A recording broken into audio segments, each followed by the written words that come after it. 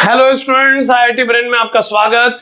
आज हम फिजिक्स में क्लास 12th के topic electric field due to a charged disc at symmetrical point in vacuum पर discuss करेंगे। कितना इलेक्ट्रिक फील्ड एक चार्ज डिस्क डेवलप करती है एक सिमेट्रिकल पॉइंट पर वैक्यूम में, आज हम इस पॉइंट पर डिस्कस करेंगे। मान लीजिए कि ये एक सिमेट्रिकल डिस्क है। मान लीजिए ये एक डिस्क है और ये इसका एक्सिस है। क्योंकि हम जानते हैं कि इस डिस्क के रिस्पेक्ट में इस डिस्क के एक्सिस पर कोई भी पॉइंट सिमेट्रिकल पॉइंट होगा। तो ये P पॉइंट है जिस पर हमें इलेक्ट्रिक फील्ड की स्ट्रेंथ कैलकुलेट करनी है और ये गिवन है कि ये डिस्क चार्ज है यूनिफॉर्मली। इसके चार्ज को मैं सिग्मा डेंसिटी का चार्ज कंसीडर कर रहा हूं। यहां पर आप समझें, हमें electric field due to a uniformly charged disc at symmetrical point in vacuum calculate करना है। इस सिग्मा डेंसिटी की चार्ज डिस्क के कारण P पॉइंट पर इलेक्ट्रिक फील्ड कैलकुलेट करने के लिए मैं प्रिंसिपल ऑफ सुपरपोजिशन को यूज करूंगा।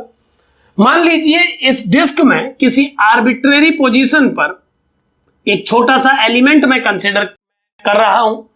मान लीजिए इस एलिमेंट का एरिया dA है, तो इस dA एरिया वाले एलिमेंट में चार्ज का मैग्नीट्यूड सिग्मा इंटू dA होगा। अब जैसा कि हम जानते हैं कूलम्ब्स लॉ से कि इस छोटे से एलिमेंट्री चार्ज के चलते एस पॉइंट P पर जो इलेक्ट्रिक फील्ड स्ट्रेंथ डेवलप होगी उसको फॉर्मूले E वेक्टर इक्वल टू, या आप एक छोटे से एलिमेंट्री पार्ट के लिए DE कह सकते हैं। DE वेक्टर को आप 1/4 पाई एप्सिलॉन नॉट इंटू इस छोटे से एलिमेंट के चार्ज अपॉन डिस्टेंस स्क्वायर से शो कर सकते हैं। और चूंकि हम देख पा रहे हैं कि इस इलेक्ट्रिक फील्ड का डायरेक्शन कुछ इस तरीके का होगा जो कि इस एलिमेंट से P को ज्वाइन कराने वाली लाइन के अलोंग होगा, तो इसे कंपोनेंट में ब्रेक करने पर, अगर मैं इस एंगल को अल्फा मानूं, तो हम देख सकते हैं कि कंपोनेंट में ब्रेक करने पर जो इलेक्ट्रिक फील्ड स्ट्रेंथ आई एक्सिस के अलोंग एक्ट करेगा वो इसका कॉस कंपोनेंट होगा। यहां पर एक बात मैं आपको बता देना चाहता हूं कि चूंकि ये पॉइंट इस डिस्क के रिलेटिव सिमेट्रिक है, तो हर एलिमेंट के करस्पॉन्डिंग एक दूसरा एलिमेंट इस डिस्क में क्रिएट किया जा सकता है जिसके द्वारा बनने वाले इलेक्ट्रिक फील्ड का स्ट्रेंथ उतना ही होगा जितना इस पहले चुने हुए चार्ज पार्टिकल के कारण बना है।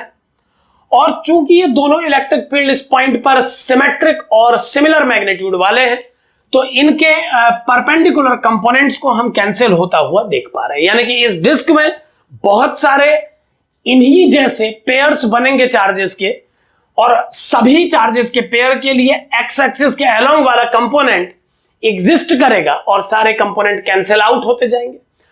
हम यहां पर केवल इलेक्ट्रिक फील्ड के उस कंपोनेंट को ऐड करने की कोशिश करेंगे जो आई एक्सिस के अलोंग एक्ट कर रहे हैं, क्योंकि हम जानते हैं कि आई एक्सिस के परपेंडिकुलर प्लेन में, आई एक्सिस के परपेंडिकुलर प्लेन पे अगर मैं इस पॉइंट P पर आई एक्सिस का परपेंडिकुलर प्लेन बनाऊं, तो सभी डिफरेंट एलिमेंट्री चार्जेस के कारण इस पॉइंट पर बनने वाले इलेक्ट्रिक फील्ड का वो कंपोनेंट जो आई डायरेक्शन के परपेंडिकुलर होगा कुछ इस तरीके का प्रेजेंटेशन देगा और उसका नेट 0 हो जाएगा। हम यहां पर फोकस करेंगे केवल इस बात पर कि सभी एलिमेंट्स के द्वारा P पर बनने वाले इलेक्ट्रिक फील्ड का जो आई एक्सिस के अलोंग कंपोनेंट है उनका नेट सम कितना है। देखें एक बार ध्यान से कि कैसे सॉल्व करेंगे नेट इलेक्ट्रिक फील्ड को।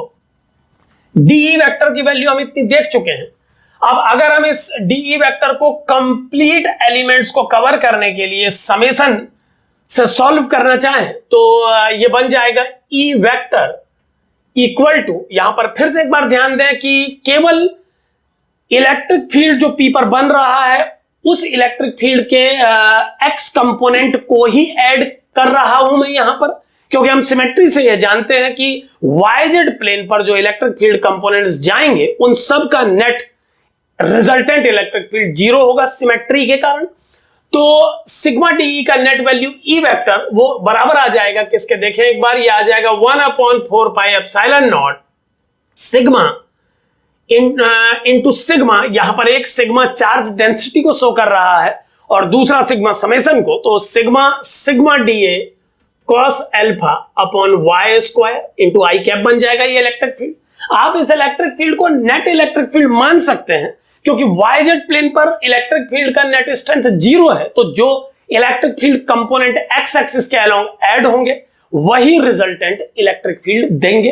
तो ई वेक्टर इतना आ गया है। अब आप यहां पर ध्यान दें कि अगर ये एरिया DA है और इस एंगल को हम अल्फा मान रहे हैं क्योंकि इसका वर्टिकली अपोजिट है ये एंगल, तो यहां पर ध्यान दे सकते हैं आप कि अगर ये लाइन और ये लाइन एक दूसरे से अल्फा एंगल बना रही है तो इस पॉइंट पर इस लाइन के परपेंडिकुलर बनाया हुआ एक एलिमेंट्री सरफेस, अगर मैं इस पॉइंट जहां पर मैंने एक एलिमेंट को चुना है इस डिस्क में, अगर मैं इस पॉइंट पर इस लाइन के परपेंडिकुलर एक सरफेस क्रिएट करूं तो उस परपेंडिकुलर सरफेस और इस गिवन सरफेस के बीच में भी अल्फा एंगल ही होगा।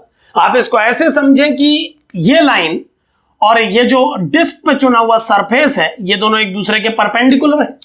तो जब आप इस लाइन को टिल्ट कराएंगे, अल्फा डिग्री घुमाएंगे, तो इसके साथ ये जो परपेंडिकुलर एरिया है वो भी अल्फा डिग्री घूम जाएगा। लेकिन इस जगह पर बनाया हुआ डिस्क का एरिया तो डिस्क के सरफेस पे ही है। तो अगर मैं एक ऐसे एरिया को यहां पर इमेजिन करूं जो मेरी खींची गई लाइन जो कि y लेंथ की है के परपेंडिकुलर हो, तो वो एरिया जो मैंने डैश से शो किया है वो डिस्क के द्वारा बनाए गए एरिया DA के साथ एंगल बनाएगा। अब यहां पर ध्यान दें कि हम जानते हैं कि सॉलिड एंगल को डिफाइन किया जाता है परपेंडिकुलर एरिया और डिस्टेंस की हेल्प से, और कुछ इस तरीके से उसको प्रेजेंट किया जाता है, solid angle equal to perpendicular area taken perpendicularly divided by square of the distance. So अगर हम इस फॉर्मूले को यूज करें अपनी प्रॉब्लम में तो हम देख पाएंगे कि अगर इस डिस्क का ये एरिया DA है तो इस DA का जो प्रोजेक्टेड पार्ट डैश सर्किल के अलोंग जाएगा, डैश डिस्क के अलोंग जाएगा, वो DA cos अल्फा होगा। सो DA cos अल्फा इस डिस्क के एरिया का इस Y लाइन के परपेंडिकुलरली प्रोजेक्टेड एरिया हो सकता है। सो इसे परपेंडिकुलर प्रोजेक्टेड एरिया अगर चेंज करें, अगर इसे परपेंडिकुलर प्रोजेक्टेड एरिया के इक्वल माना जा सकता है तो इसके और वाई स्क्वायर के रेशियो को सॉलिड एंगल कहा जा सकता है।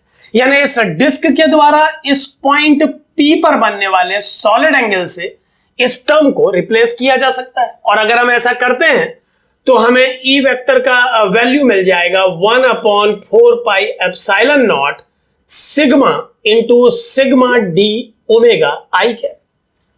अब ये डी ओमेगा इस छोटे से एलिमेंट का इस पॉइंट पर सॉलिड एंगल है सबटेंडेड, तो पूरी डिस्क के द्वारा इस पॉइंट पर नेट इलेक्ट्रिक फील्ड निकालने के लिए ऐसे सभी एरियाज के द्वारा बनने वाले सॉलिड एंगल का मुझे इस पॉइंट पे सम करना होगा। अब ध्यान दें कि अगर मैं ये मान लूं कि इस डिस्क के दोनों टर्मिनल P पॉइंट पर इस परपेंडिकुलर के साथ थीटा और थीटा एंगल बना रहे हैं ऊपर नीचे, तो इस सेमी एंगल थीटा के टर्म्स में इस कंप्लीट डिस्क का नेट सॉलिड एंगल P पर एक फॉर्मूले से दिया जा सकता है। तो उस फॉर्मूले को यहां पर अप्लाई करने पर यह टोटल समेशन इस डिस्क के लिए हो जाएगा 2 pi into 1 minus cos theta, जहां पर थीटा मैंने बताया कि P पॉइंट पर इस डिस्क के द्वारा बनने वाले टोटल एंगल का सेमी एंगल है। इस डिस्क और P पॉइंट को ज्वाइन करा के बनने वाले कोण का यह सेमी वर्टिकल एंगल है। सो इस सेमी वर्टिकल एंगल के टर्म में इस डी ओमेगा का जो नेट समेशन आएगा वो 2 पाई 1 माइनस कॉस थीटा होना चाहिए।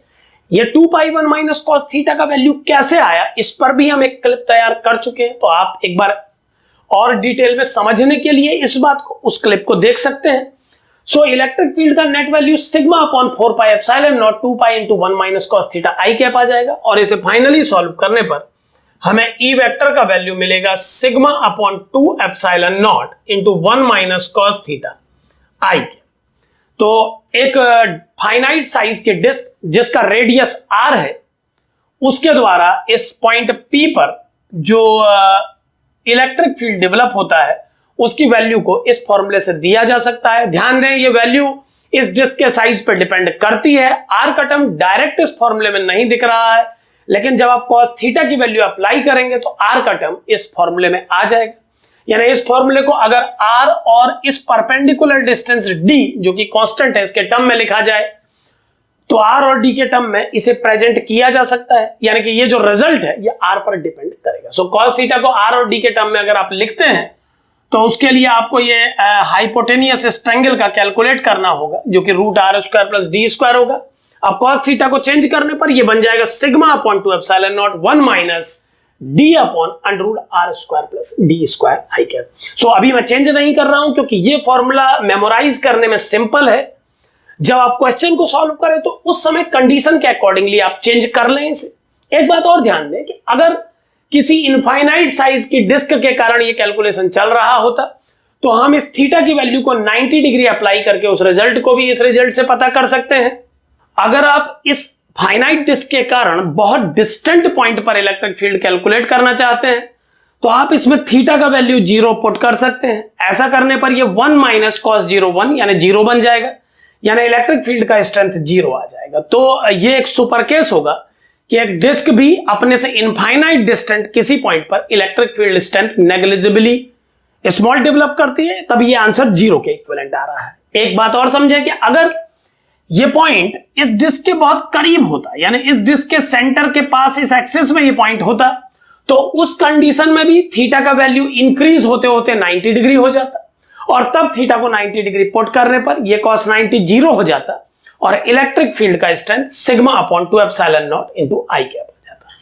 तो इस तरीके से आप डिफरेंट पॉइंट पर इस फाइनाइट डिस्क के कारण इलेक्ट्रिक फील्ड की स्ट्रेंथ को कैलकुलेट कर सकते हैं। आगे चल के जब हम कैपेसिटर पढ़ेंगे तो उसमें हमें एक फाइनाइट डिस्क के कारण डिफरेंट पॉइंट पर इलेक्ट्रिक फील्ड स्ट्रेंथ की रिक्वायरमेंट होगी। सो अभी हम एक फाइनाइट डिस्क के कारण डिफरेंट पॉइंट पर इलेक्ट्रिक फील्ड को निकालना सीखे हैं।